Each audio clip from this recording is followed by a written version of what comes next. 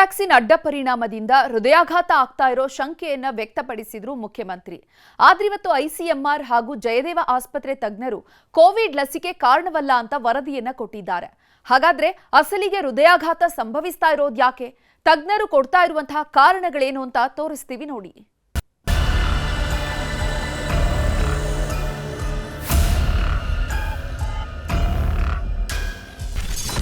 ಹೃದಯ ಆಘಾತ ಸಾವೇ ನಿಗೂಢ. ಕೋವಿಡ್ ಲಸಿಕೆ ಸೇಫ್, ವರದಿ ಬಹಿರಂಗ. ಕರುನಾಡಲ್ಲಿ ಹೃದಯಾಘಾತ ಅನ್ನೋ ಹೆಮ್ಮಾರಿ ಸೃಷ್ಟಿಸಿರೋ ಭಯ ಅಷ್ಟಿಷ್ಟಲ್ಲ, ಕನಸು ಮನಸ್ಸಲ್ಲೂ ಜನ ಬೆಚ್ಚಿ ಬೀಳುತ್ತಿದ್ದಾರೆ. ಮಹಾಮಾರಿ ಹಾರ್ಟ್ ಅಟ್ಯಾಕ್ಗೆ ಎಂತೆಂಥವರು ಬಲಿಯಾಗ್ತಿದ್ದಾರೆ. ಮಾತಿಲ್ಲ, ಕಥೆ ಇಲ್ಲ. ಖುಷಿಯಾಗಿದ್ದವರು ಕ್ಷಣಾರ್ಧದಲ್ಲಿ ಸಾವಿನ ಮನೆ ಸೇರಿದ್ದಾರೆ.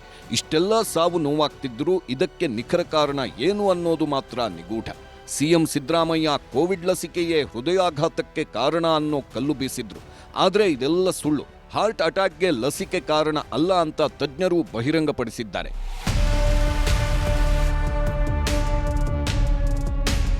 ಇನ್ನು ಸಿಎಂ ಸಿದ್ದರಾಮಯ್ಯ ಕೋವಿಡ್ ಲಸಿಕೆ ಹೃದಯಾಘಾತಕ್ಕೆ ಕಾರಣವಾಗಿರಬಹುದು ಅನ್ನೋ ಬಾಂಬ್ ಹಾಕಿದ್ರು.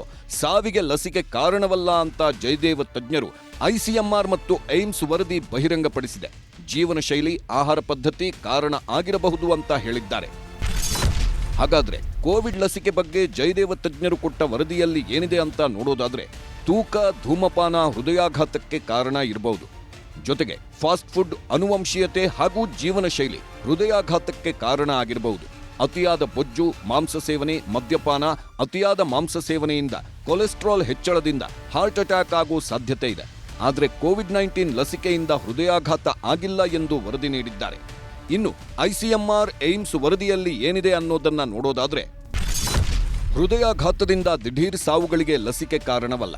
ಕೋವಿಡ್ ಲಸಿಕೆಗೂ ಹೃದಯಾಘಾತಕ್ಕೂ ಲಿಂಕ್ ಮಾಡಬಾರದು. ಜೀವನ ಶೈಲಿ ಹಾಗೂ ಆಹಾರ ಪದ್ಧತಿ ಹೃದಯಾಘಾತಕ್ಕೆ ಕಾರಣ.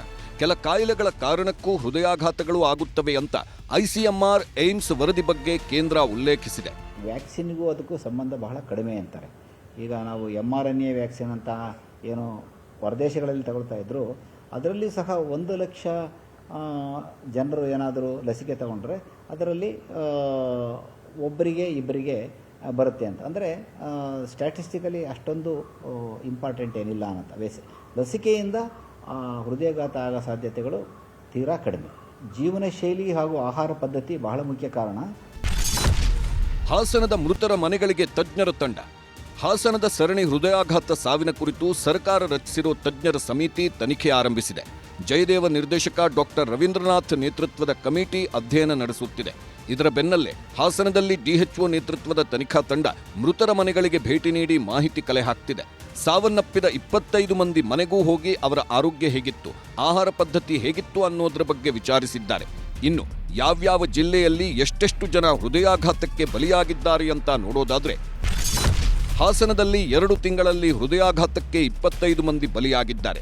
ಬೀದರ್ನಲ್ಲಿ 2 ತಿಂಗಳಲ್ಲಿ 4 ಮಂದಿ ಸಾವನ್ನಪ್ಪಿದ್ರೆ, ಗದಗದಲ್ಲಿ ಕಳೆದ 6 ತಿಂಗಳಲ್ಲಿ 29 ಜನ ಹೃದಯಾಘಾತದಿಂದ ಸಾವನ್ನಪ್ಪಿದ್ದಾರೆ. ಹಾಗೆ ಯಾದಗಿರಿಯಲ್ಲಿ 2 ತಿಂಗಳಲ್ಲಿ 8 ಜನ ಹೃದಯಾಘಾತಕ್ಕೆ ಬಲಿಯಾಗಿದ್ರೆ, ತುಮಕೂರಲ್ಲಿ ಕಳೆದ 6 ತಿಂಗಳಲ್ಲಿ 11 ಮಂದಿ ಹೃದಯಾಘಾತದಿಂದ ಸಾವನ್ನಪ್ಪಿದ್ದಾರೆ.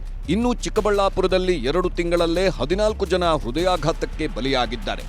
ಒಟ್ನಲ್ಲಿ ಹೃದಯಾಘಾತ ಭೂತಕ್ಕೆ ಜನ ಅಕ್ಷರಶಃ ತತ್ತರಿಸಿ ಹೋಗಿದ್ದಾರೆ. ಇದಕ್ಕೆ ಕಾರಣ ಏನು ಅನ್ನೋದನ್ನ ತಿಳಿಯೋದೇ ಸವಾಲಾಗಿದೆ. Bureau report, news 18.